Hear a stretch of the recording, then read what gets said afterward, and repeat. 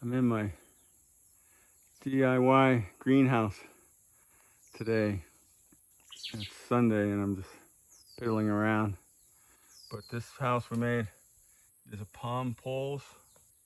I think they're 3 meters high. And then we used some cheap lumber, which we charred and treated with linseed oil to make the trusses with some sheet metal for the joints. And then I've got conduit tubes up there for trellising. I was going to grow tomatoes in here on the hook and wicket system with the clipper hooks. And I planted the whole thing full of tomatoes and they did really well. So they got about 7 feet tall and they were covered with fruit. But then some fly, I think it was a fly, came and killed all the growth tips.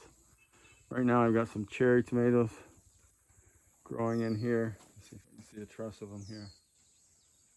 Which I don't know what variety it is. The packet just said cherry tomatoes. I got them down here. I'm in Ecuador. What I really wanted to show you was the polycarbonate roof. I've got greenhouse plastic on the sides. I keep the sides rolled up now because it's so humid here. It would just get really wet inside. The plants would just be dripping water. And so now I just keep the sides rolled up halfway all the time. The opposite end from where I am is just open. Up in the crown I have, that's just insect net. I've been trying to grow different things in here. I haven't had any great success with anything yet except Hungarian hot wax tomatoes or peppers do pretty well. These cherry tomatoes are looking pretty promising so far, but they do have a lot of powdery mildew on them.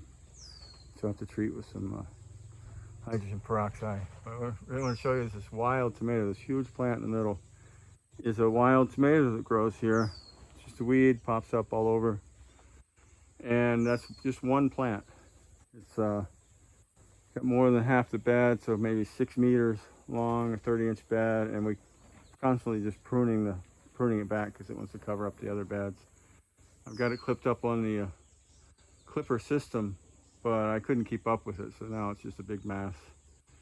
And I do harvest them. They're very tasty, sweet little tomato, but they just don't produce enough tomatoes, and they're tiny, so it takes a long time to harvest a pound of them. So they're not very efficient. We do harvest and sell them, but trying to find something more productive. But that's just what I want to show you. This beautiful. You can see the tomatoes. Just a tiny little red tomato, very sweet, very nice. And the plant, it has some powdery mildew on it as well, but it doesn't seem to bother. It just keeps growing. And so that's what I wanted to show you today. That's wild Ecuadorian tomato that grows really nicely. Here's a Hungarian hot wax. Peppers grow really well in here, but the other peppers have not done well so far. I haven't found another variety. I'm really looking for a sweet pepper that will grow here, but it's just too much humidity, I think, too much water, not enough sun, not enough heat for them.